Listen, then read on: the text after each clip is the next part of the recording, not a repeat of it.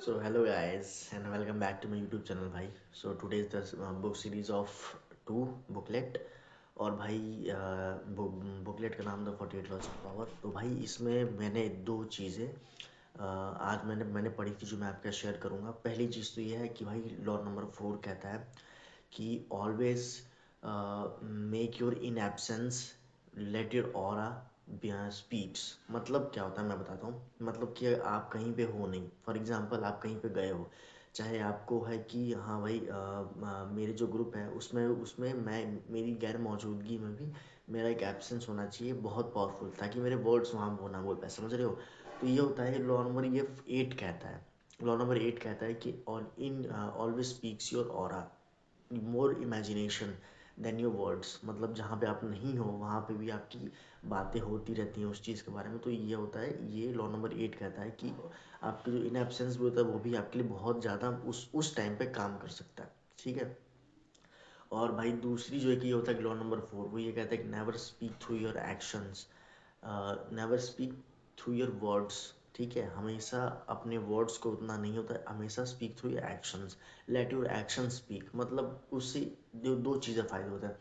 पहला ये होता है गाइस कि आप अगर किसी से भी आपका आर्गूमेंट हुआ, चाहे किसी से भी कुछ कुछ भी एक्स वाई जेड हुआ, उसमें अगर आप आर्गूमेंट में पढ़ना नहीं चाहते हो, आपको ये है कि भाई हाँ उसको लेट इट गो, जाने दो यार, छोड़ो. तो उसमें अगर आपको ऐसा अपने आप को दिखाना है कि और अपने आप को ऐसा पावरफुल आपको खुद भी महसूस करवाना है और आपको उस चीज़ में नहीं पढ़ना है, तो सबसे अच्छा ये लॉ कहता है कि भाई आप हमेशा उस चीज़ को अपने वर्ड्स से मत बोलो. ठीक है. अपने एक्शन से बोलो, ताकि actions, guys action speak more than words. समझ रहे हो. क्योंकि उस समय आप नहीं बोलते हो, आपके एक्शंस बोलते हैं.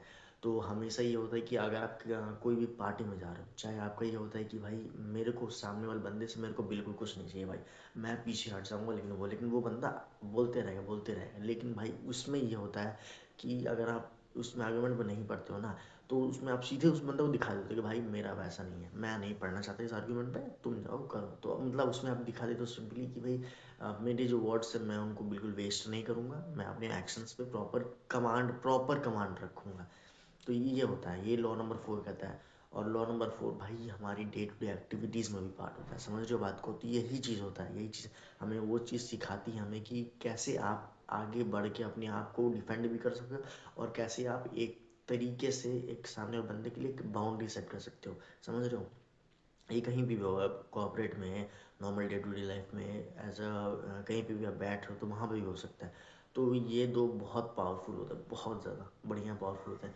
और अगर इन इन दो लॉस को अगर आपने सही तरीके से गैस डाल लिया ना अपनी लाइफ में, तो आई विल मेक श्योर कि आपका जो ऑरा है ना वो बहुत पावरफुल बन जाएगा, बहुत एक्सट्रीमली. एक लॉ नंबर 8 वाला और एक होता है लॉ नंबर 4 वाला. तो ये दोनों चीज़ को हमेशा, क्योंकि मैंने खुद भी इन दोनों चीज़ों को अप्लाई करके देखा है, तो मेरी लाइफ में बहुत ही ज़्यादा इफेक्टिवनेस भी आता है और अभी तक बहुत मेरा मुझे ऐसा लगता है कि भाई हाँ अब मैं अपने आप के लिए बहुत ज़्यादा पावरफुल हूँ. ठीक है. तो दोनों गैस बहुत अच्छे हैं, बहुत ही इफ़ेक्टिव एक टाइप का आपके लिए है कि आपको और मोर स्ट्रॉन्गर राइट, हमेशा अपने आप से भी ज़्यादा.